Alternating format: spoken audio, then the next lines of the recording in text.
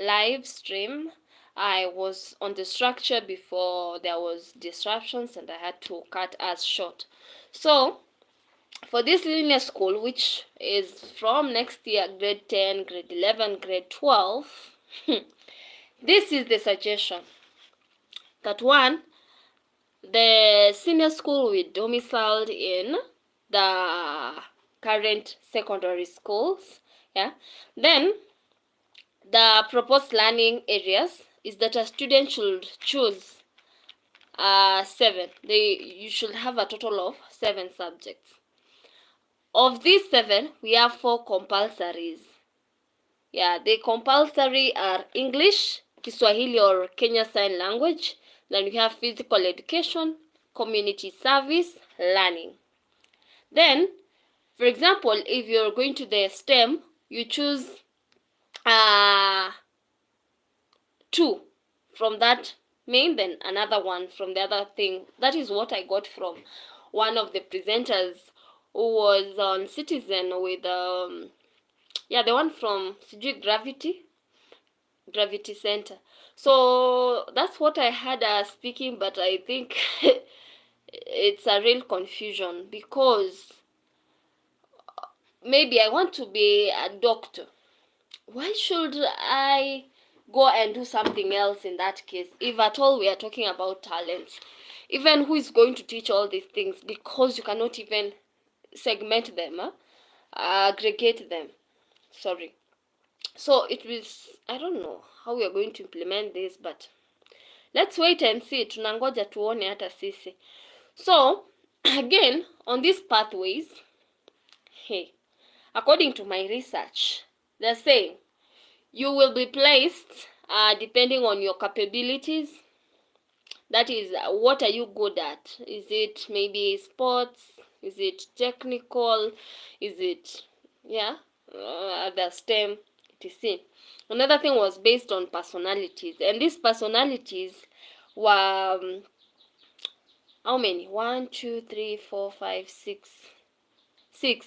That we have a realistic personality, investigative, artistic, social, enterprising, and conventional personalities. But how can you know someone's personality? This means there'll be more tests. And this is the problem we have with borrowing curriculums.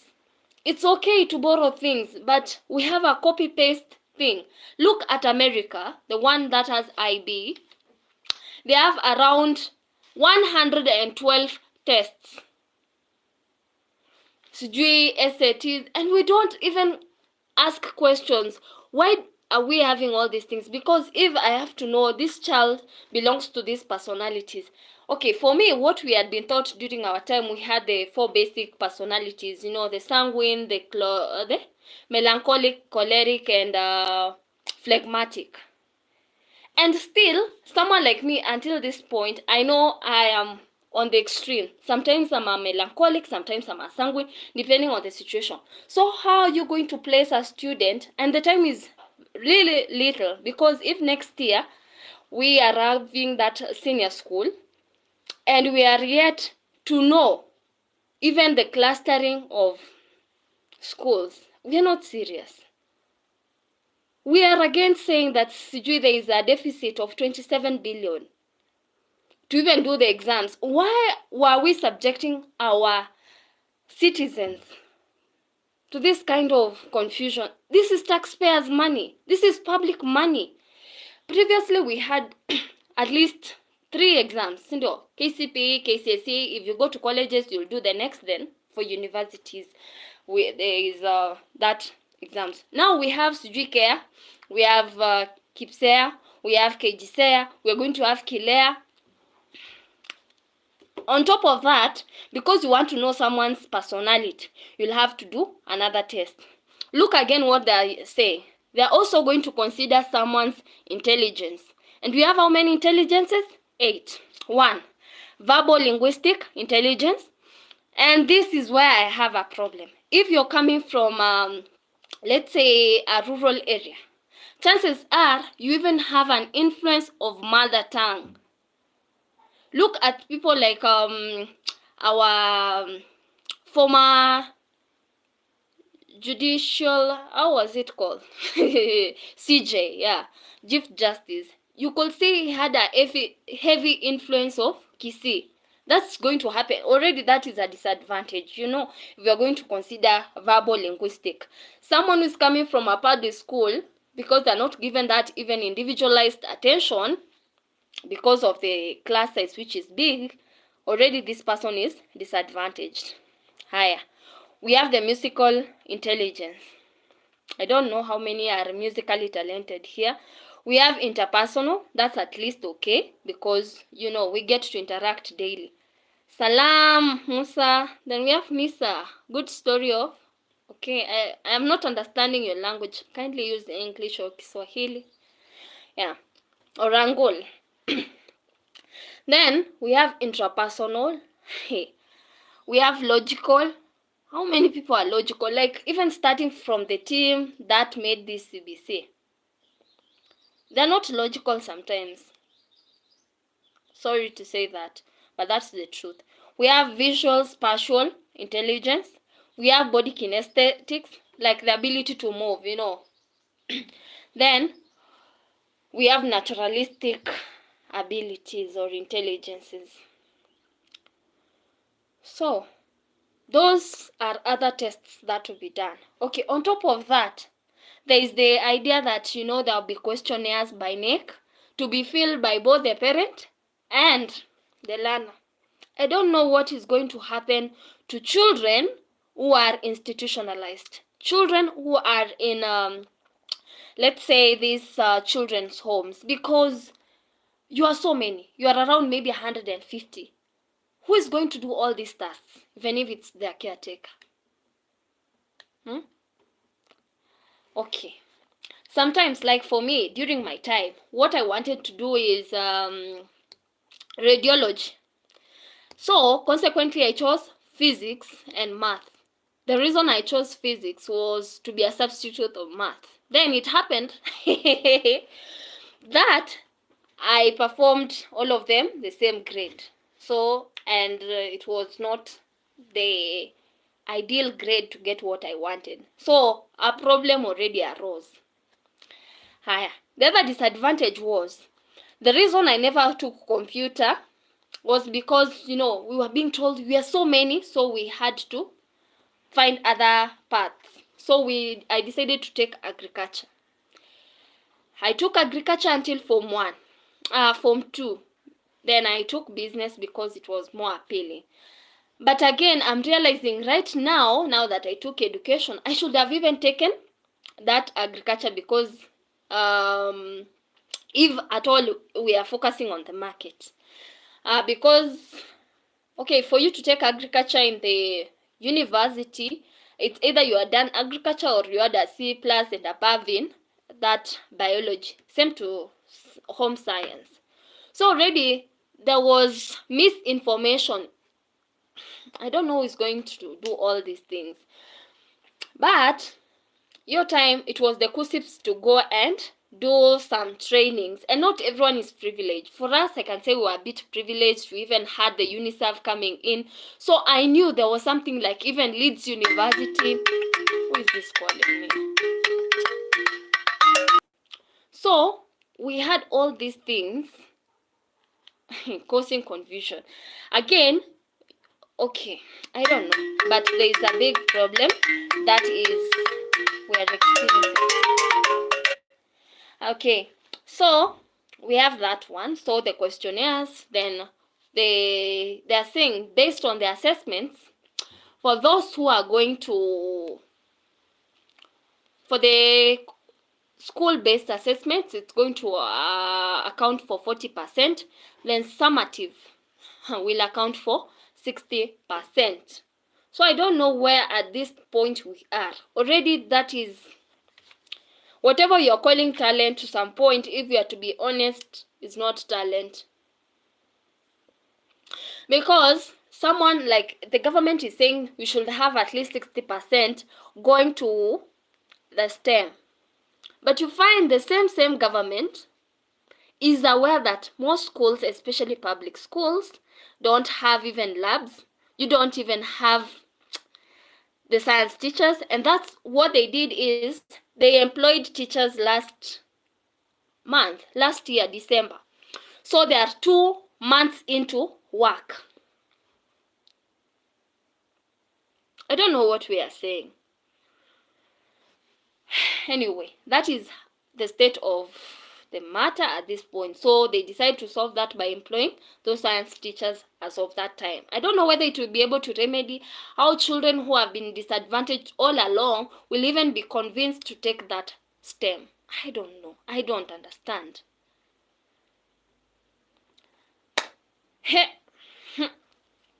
Anyway, so we have that, and when we talk about talent, so you see already that child is already disadvantaged. Some don't even have fields. Most schools, like in private schools, there's limited land for even expansion. So what you'll find is even story houses and limited places for play.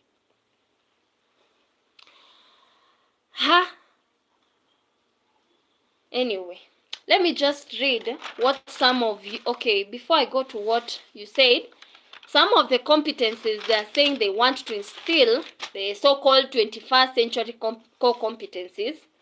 We have communication and collaboration. So this is achieved through group work, pull and push games, as you saw even in those projects. We have creativity and imagination by creation of posters, charts, and patterns. Critical thinking and problem solving by devising tools. We have self-efficacy by the ability of one doing the work. Then we have learning to learn, citizenship, which is to demonstrate socially acceptable values. And this is where I have another problem. We are talking about socially acceptable values. Yet when these children are looking at their immediate environment, this is not reflected. You're talking about integrity. Yet a whole governor took 500 million with 6 digits. Then when you're talking to the judicial system, you are asked to bring just 50 million to buy your freedom.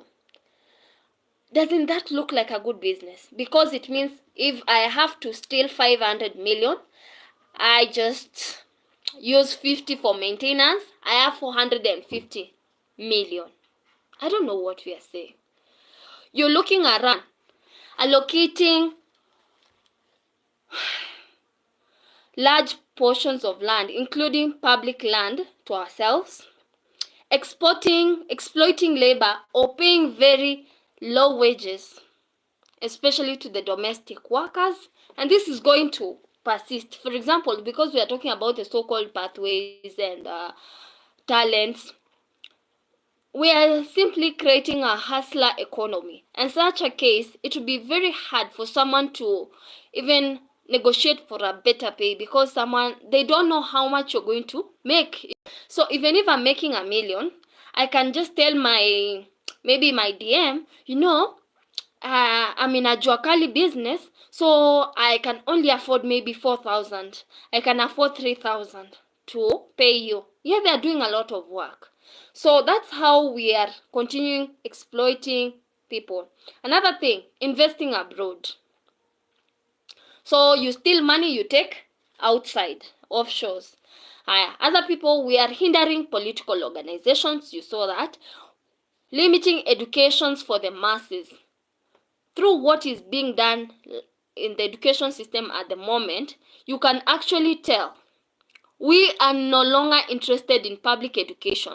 If at all, education is supposed to be an equalizer. All these things called pathways, they are not equalizing anyone. Instead, what we are doing is we are creating classes, and we don't want to call things by their right name. What is happening because of that confusion? People, especially in the middle class, people who have gone to school, maybe my type and the rest, will be like, why should I struggle even with public school, yet I can afford a private school? Or rather, if it's for the CBC, where at least they are equipped. So that is leading to privatization, right? Or else someone will be like, because this system is not working, let's consider other international systems. Because that's what even the media was saying. You could see things like, if you do a general search, you see alternatives for CBC. So it means people are likely to go to the IGCSE, IB, AC, whatever. And that is creating a problem already. So, and when you look at those things, if we are talking about the 4 exits, immediately someone has finished senior school, they are going for employment. Look even at the amount of time now being spent in university, just 3 years. Have been applying even for scholarships, and you realize they need a 4-year program. So if you have done 3-year program, what is happening to the German citizens is likely to happen to us. There's no upward mobility. Yeah, you're just meant to be there. You're not allowed to grow. You're being blocked already. But people, I don't know. Let me reserve my comments for later. Another thing is by practicing corruption, practicing nepotism, practicing favoritism, practicing tribalism. And you can see, even if we talk about the clustering of schools, you realize there are schools that are advanced, even in terms of resource allocation. There's never been a parity. There's always been differences. There are schools that are more privileged than the rest, courtesy of where they are even located. Yeah. So I don't know what you're going to do about that. That is the core competencies being tested on. Look about, even when we're talking about citizenship. Look at a case like Miguna, what happened? You even have your own ID, a Kenyan ID. The next minute you're told it's not valid. I don't know. Are we selling our children? I don't know. Alright, so the other core values which are being emphasized is responsibility, love and unity, patriotism, integrity, respect. Higher. Then we go to another issue, that is the pertinent contemporary issues, life skills. We have health education, community service learning, parental engagement. And this is where another problem is.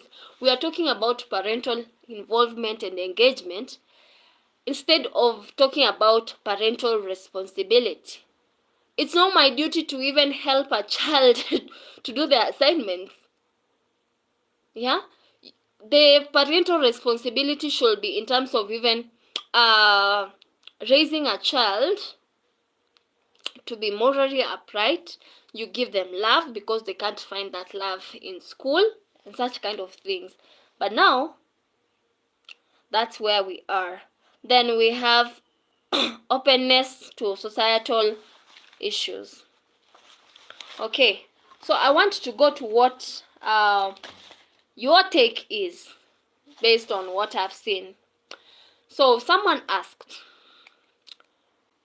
what is your take on CBC? Should it go on? Is it good, or should something have been done about it? So for the ones who are for CBC to continue, said it's beautiful. Yeah, it's beautiful. I agree. Yeah, unlike for us where it was just black and white, it's beautiful. It's encouraging, the musical abilities, the creative aspect. That's okay. That one I agree. It is enjoyable and fun, but let's ask ourselves, is education all about fun? Because it's like we are reducing the schools to be sparse. You just want to go and have fun. If you wanted to go and have fun, go to a recreation park and not a school, please. Another thing, that it is enhancing leadership. Wow, I like it. Though it was also working for 844. It has enhanced presentation skills. It is skill-based. And look, for the middle class this is what they think in terms of skills, that you're going to get a skill that will enable you to create work for yourself and others. But we fail to address that we have been having even these cottage industries from people who have the skills, but the environment is not enabling. Look at the taxes that are being there. Look at the licensing. In as much as they're okay, you find they're punitive. The process is bureaucratic, like it's too long. So by the time you want to even execute, it becomes almost impossible. Look, even in terms of funding, how much funding do we offer to people who have skills? Because at the end of the day, I'm not going to give you money, or no Shark Tank is going to give you money until you have a prototype. So you must have been to the market. And this poses a question. When you're talking about a skill-based, yet it's not in the context of work, you're reducing or watering down the essence of that skill. Why should I know, for example, how to cook tea or cook chapati, yet I don't know the context for that cooking of chapati? It's like, just go and cook chapati, you go and cook. Yeah. So in real sense, what's supposed to happen is that you can prepare chapati, and you know the context of preparing chapati. Maybe you want to sell to make money, you want to show hospitality, right? Yeah, so that's what's supposed to generally happen, but that's not happening anytime soon. And these competencies, I think they're supposed to be at higher levels for people who are really matured and they know what they're looking for. Yeah. Because at this time, even when you're looking at the self-esteem of the child, maybe you want to tell them about being a plumber. Yes, it can be a paying job, but at this point, someone is like, I'll be going to those pipes, some with earthworms and such kind, the dirt. It doesn't look appealing to them. So I don't know how you're going to convince such a person versus maybe someone who is in an white collar job. I don't know. So we already have a problem there. Then some said it is interactive. Yeah, obviously it is interactive by the fact that there is even introduction of the digital literacy. So yeah, there's talking, so it is a bit interactive. But I believe even in the other system you could still interact. But again, you need to be realistic. We have been in a generation whereby we are not, alright, we don't validate people even questioning. So you can imagine how hard it is to even interact. I've interacted with such children in the school. You can give them even freedom to talk, but they're just staring at you because they don't know. I think maybe due to raising, they have been just reduced to know that they're just there to be seen and not heard. So there's no point of even talking. I don't know whether they are interacting at your respective schools. I want feedback from the teachers to tell us. Of course, by the fact that there's gamification, obviously they tend to interact. Alright, there's active, they are active, that is true. Critical thinking. I don't know how critical thinking is made to appear in this context. There's innovation. And that brings me to some of the things or projects that I saw that are being done by those children. Beanbag, mat, baking a cake at least, singing Daima Mkenya. So we are just here trying to talk about patriotism, foods we eat, making a robe, making a house from clay soil, making ball, toys, water cans, skipping rope. We are going to see this further. So I don't know how that is creating critical thinking, because critical thinking is a very advanced level of thinking, or rather knowledge. So it means someone must be a reader. And when you try to look at that CBC They are so categorical to even say it's 25% of content-based curriculum. So I don't know how you're able to think critically if you have not been exposed to different angles of thought for you to make your own analysis. Another sentiment by parents who are for the CBC, they said it is worth the sweat because of the joy that they're seeing on their children. Obviously being fun, you know, all about skipping, running, dancing. You want to see children, they are happy, that's true. But for how long? Another thing is about it has helped autistic kids. Okay, I've not dealt with children in the spectrum, but I want to believe it's okay because they're a bit engaged. It is stimulating them and developing their confidence, their interest, abilities, and manual skills. Yeah, because if at all we are saying that we cannot just overemphasize on intellectual skills, then go with it. Some are saying that the children have become bold in expressing themselves. Alright, so for those who are against the CBC, this is what they had to say. The CBC is time consuming. Yeah, that's true because it has a lot of projects, and even when you look at the context of the class, you know, what is envisioned there is that we were to have individualized learning, but you realize this might not happen because of the big class size. Sometimes there are limited resources, but that's how it is. So another thing is that it is costly, which is often exaggerated, especially in the private schools, yeah, where you just have to bring the money to ensure the projects are done.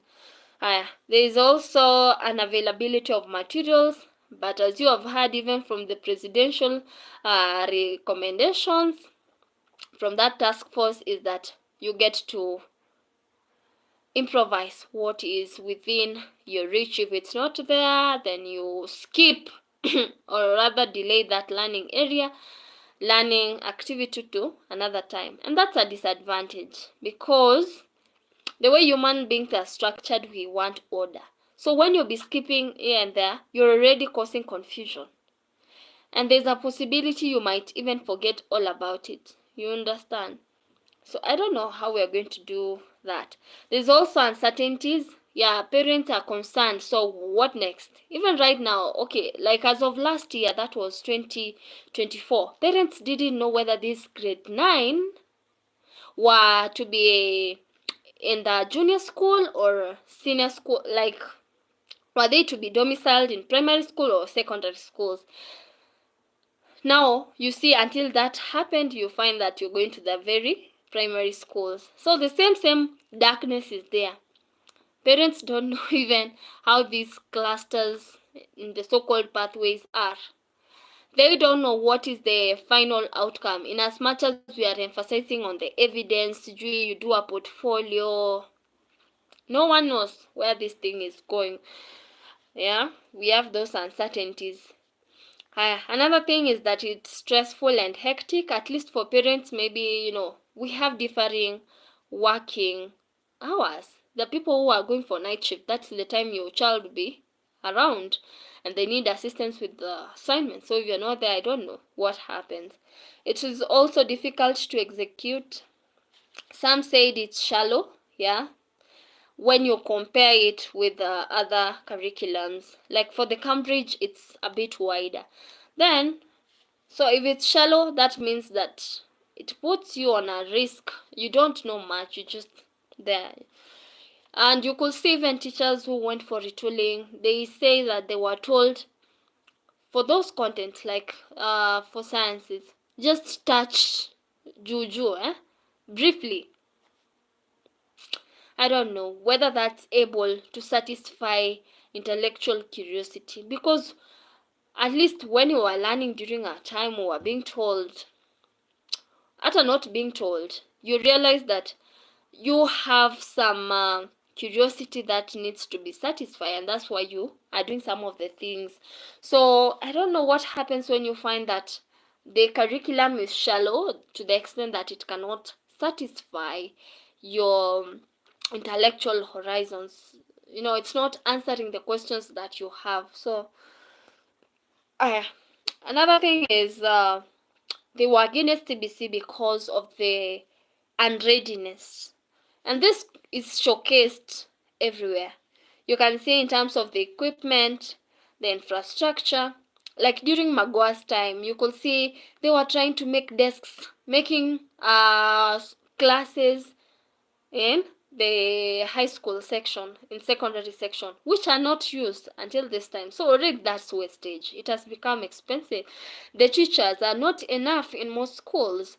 Like as of the first, by the time they were in junior school, you were realizing that the teachers who are handling those learners were maybe 2 or 3, and they had to handle all the learning areas.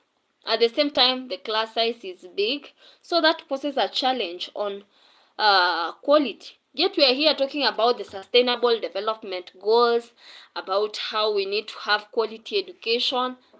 Yet, even after seeing, we had all these countries to benchmark from, South Africa, Tanzania, America itself.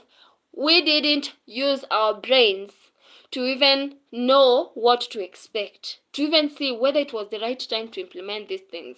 Right now, if we are talking about that we are not able to, we have a deficit. The TSC is saying it's not able to employ more teachers because it will increase the wage bill. I don't know what is supposed to happen at that point. Another thing is that there is hoarding of materials, so they were against it. If you have to do a project, maybe making a scarecrow, you realize that, oh, this cloth is old, but I can't throw it away. So there's that tendency to hoard, and people don't like it. Another thing is that it is causing distortion in the society. That's true, because you're now finding this duplication of roles. A parent who is supposed to be parenting is now forced to be a co-teacher. A teacher who is supposed to even be a disciplinarian, they are these so-called children rights which have been put there, so the teacher is even limited to execute them. So that's what is happening. So we have, it's abuse. So some are saying CBC is an abuse because of the parents' love, what. Others don't like it because of the manner in which children are used as a litmus paper, a piloting project, especially the grade 9. They have been very disadvantaged. I don't know how we are going to remedy that. So yeah, so despite the hype, you find that some are saying that it's not beneficial at all. That's when you look at the big picture. It's not beneficial. So you have the skills, then what? Assuming the market then, because if you're talking about the skills being for market, you don't own even this market. I don't know what's supposed to happen in such a case. So there's also the aspect of specialization that makes parents, some are for it because they're like, at least why should you waste a lot of time maybe reading stuff that are not helping you? Others are like, by sheer fact of specialization, you're already limiting yourself as early as grade 10. So if you have misinformation, you can see what is likely to happen to you. The fact of talking about talent, some are saying that it will lead to slaves and workers in quotes, because it means at the end of the day, if we were even having the 4 exits, it's not even compulsory to go for further tertiary education. You just can decide where you want to go. Already there's someone who's going to be a slave, a worker to someone else. Okay, it's not bad to work, but you realize there's someone who's going to be ever disadvantaged. Come rain, come sunshine. And that's how the poverty cycle, the vicious poverty cycle will continue. Because you don't know how to break from that. You're just going and you get stuck. For those who are just in between there, they were like, we can just improve this 844 by putting things like, you basically refurbish it and put things like life skills, digital skills, blah blah blah. So I want us to consider the difference between that 844 and CBC. So the difference between content-based curriculum and the competence-based curriculum. So for the 844, the teacher is the main character. That is to say that the teacher is the first and final authority. So even in the way the class is set up, you'll find that they are learners who are facing the teacher with the board there. Okay. The other one for competence is that the learner is the main character. Hi. For 844, they're saying that the approaches that were used is that the teacher was the main, it was teacher-centered. So you'll find we were using expository kind of approaches like lecture method, question and answer. But for this CBC, they're saying that the teacher is just simply a motivator, and the learner is now the one to, the learning is to be centered on the learner. And that brings another issue. When you are talking about the learner, especially maybe a small child, a pre-primary kid being a learner, where learning, I believe in this context, means the acquisition of skills, attitudes, values, and it is seen by change of behavior. And in the dictionary, they were saying that a learner is basically someone who is acquiring a specific skill. I don't know how someone can acquire, because some of the skills you acquire, then if you don't use them, they just become extinct. Yeah, we're going to learn more about that in coming lessons. So in the CBC, they expect the teacher to be a motivator, to be a guide. And here is how to motivate a learner. Here is how to motivate a learner. So I'm expected to tell the students the objectives of the topic. Second, to let students set their own goals in studying the topics. Number 3, to use rewards. So maybe you have sweets if they answer questions correctly, you reward them. You can even use positive reinforcement like, good job, receive, such kind of things. Excellent. That is the role of the teacher. Another thing is to use verbal and non-verbal reinforcement, like I've already said, to use a variety of teaching methods. To use storytelling to introduce a lesson. You see, for you even to be able to motivate, to some point you have to use teacher-centered approaches. So in this case, even the approaches is not a big deal. We are supposed to simply have a dialogue. And that's not what we are not saying. Another thing is that you use music or stories to sustain learners' attention. Use feedback, that is to give results of the learner's performance, which will be immediate and as soon as possible. And let's ask, why is it that after the KIPSE had been done, it took about a whole year for them to release the results, if at all they were interested in feedback? Because if it's immediate, someone is able to remedy. Yeah, it's like even punishing. You punish on the spot so that someone is able to learn that. You don't just carry it forward. So that's another challenge we have.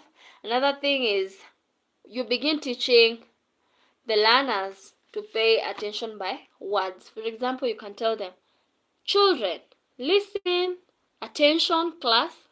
Yeah, so that's what's supposed to happen where a teacher is a motivator. Another thing is that for the CBC it was skills oriented, while for the 844 it was exam oriented, which led to cheating. And what we are not addressing is the reason for cheating. It means we have a problem in the society. Someone cannot steal if they don't feel there's something that they stand to gain. But because you find that we have this rigid society, for example, for you to get maybe to university, you needed a C+. And you know they are going to do moderation. So even if you had a C+, they do moderation, chances are you might not get an entry. So people are forced to steal. Some are like, I just want ABCD. So the easiest means of getting that is through cheating. So we are not addressing even the societal problem. We think that we are going to solve exam cheating by introducing CBC. Anyway, so another thing is that learners in CBC are to learn by practice, unlike in 844 you're to learn by reading of books, exposure, sharing of experiences, etc. Then they say that for CBC it's practical and aimed at talent search. So for 844 it was open, if you're in the non-formal programs, things like this debate club, drama club, obviously to be cultivated. Another thing is that the 844 was knowledge-based and it never really focused on the outcome, unlike CBC, which is based on outcome. You expect by the end of the lesson a child should be able to maybe cook. But when you look at 844, some of these things were abstract, so you don't expect them to see the results immediately. So that's how it was, and we should not beat ourselves, or rather even sacrifice the ones who are supporting 844. And if they criticize CBC, we are like, so do you want us to return to 844? So that's where we are at. And I don't know whether we should go to the emerging issues. Yeah, I think I should discuss that before I continue. So, emerging issues with the CBC. One is the teaching approaches, that it should be student or learner based instead of teacher centered. So in this case, from experience, you realize, yes, it would be fun, it would be engaging to have a learner based kind of learning, but you find there's little that is being gained, little that is being gained. Again, the fact that we are talking about IT, but for me, I believe as long as you can read and write, even things doing with digital literacy should not become a big deal because you are able to read. It's just self-explanatory. So the solution to these teaching approaches should not be about, oh, you just want to feel important. It should be dialogue, whereby we are able to converse with the children are able to share with us. And that's how education has been for a very long time, even in the traditional times, getting to share. There is also, maybe we can get to balance, have just an in-between, so that you can gain from the education process as well as have fun while at it. In terms of assessments, so people have this misconception that in CBC there is no exams. Who told you? We have written tests. And apart from that, assessment basically is the gathering of evidence on educational measurement. So we have 3 main types of assessments. We have diagnostic, we have summative, and we have formative. Okay, so why do we even assess? One, to show the extent of mastery. So in this case, you want to know whether a child has understood or not. And this is why maybe it is discouraging mass exams, those things like the mocks. Because if you do that, maybe a private school, they are ahead in terms of content, you'll find that test will not be objective. It's not testing on what the child has learned. Another thing is that we do assessments to gauge the effectiveness of a teaching method or technique. So that is now the person gaining from such an assessment is the teacher. Another thing is to gain feedback. The person who is to gain from that is the learner. Another thing is for promotion. Another thing is to determine prerequisites, whether you have met the prerequisites to go to the next level. But in real sense, in as much as we tend to give all those reasons for assessments, you realize tests generally are for discrimination. Ni ya kuchuja tu, mbivu na mbichi, mbuzi na kondoo. You understand? So that's why you'll find that they're saying that a good test should have the following characteristics. It's reliable, it's objective, it's valid, it discriminates based on the content, how difficult it was. So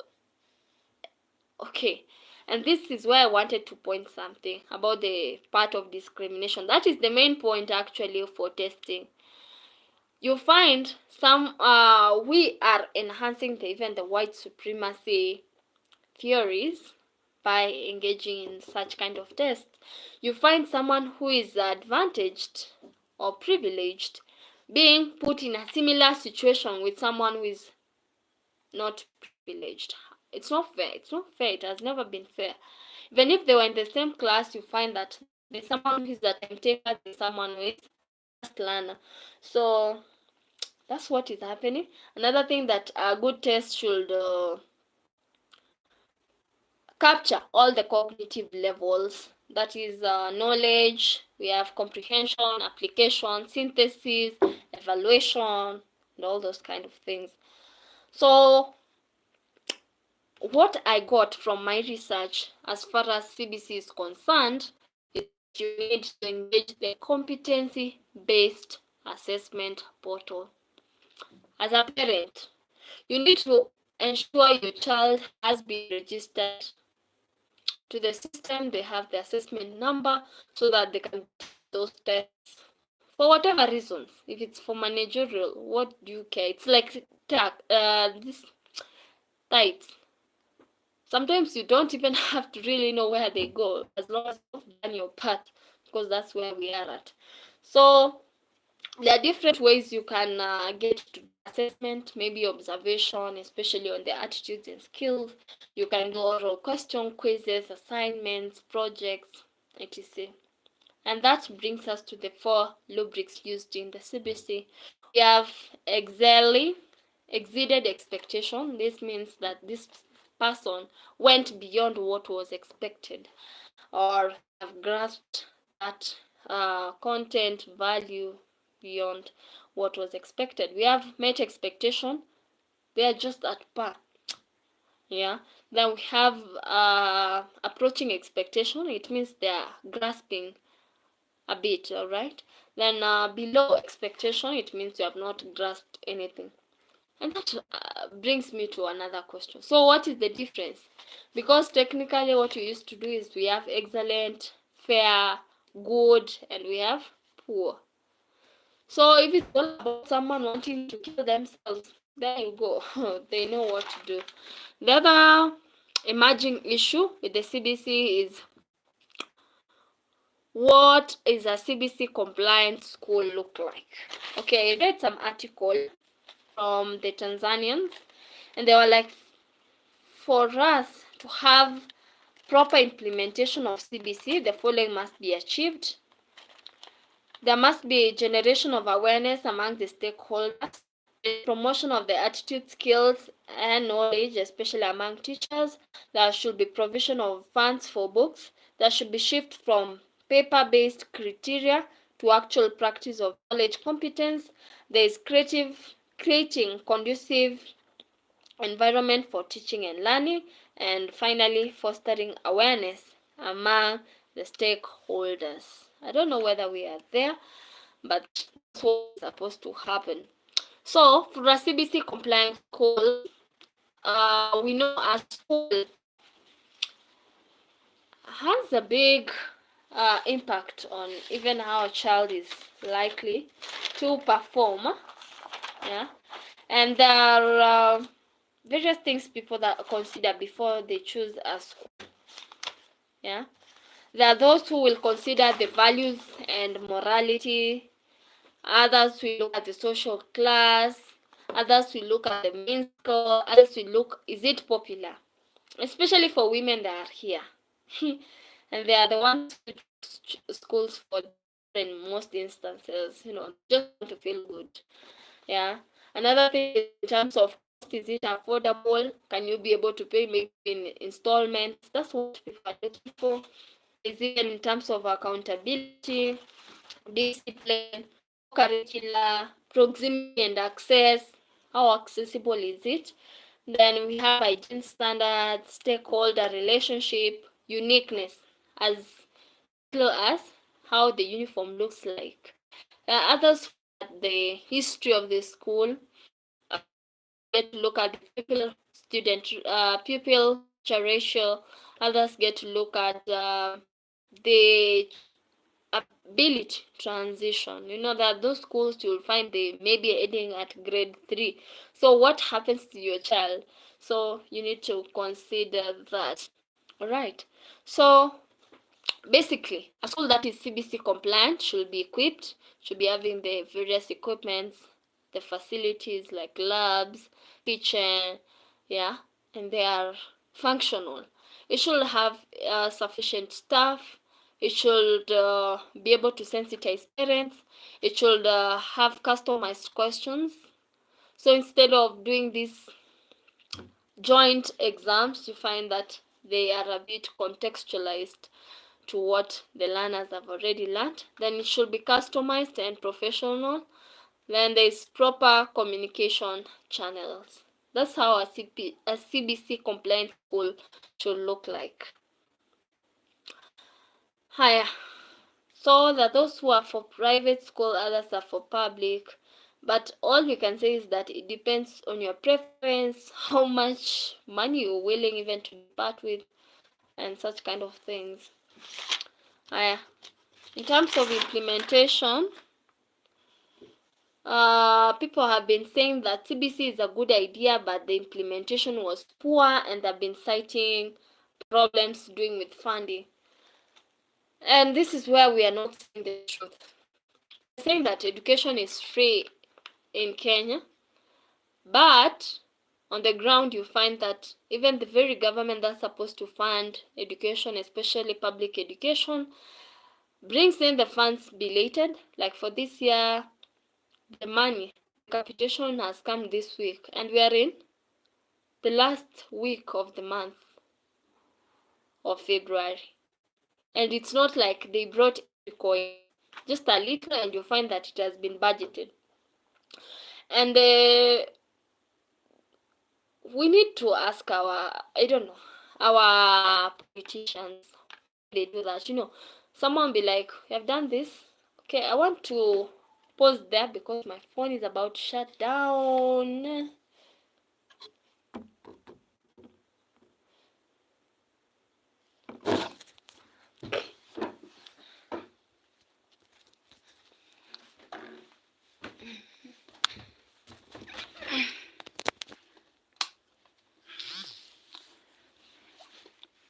So I want to leave it at that. We shall continue on the third series. Bye, guys.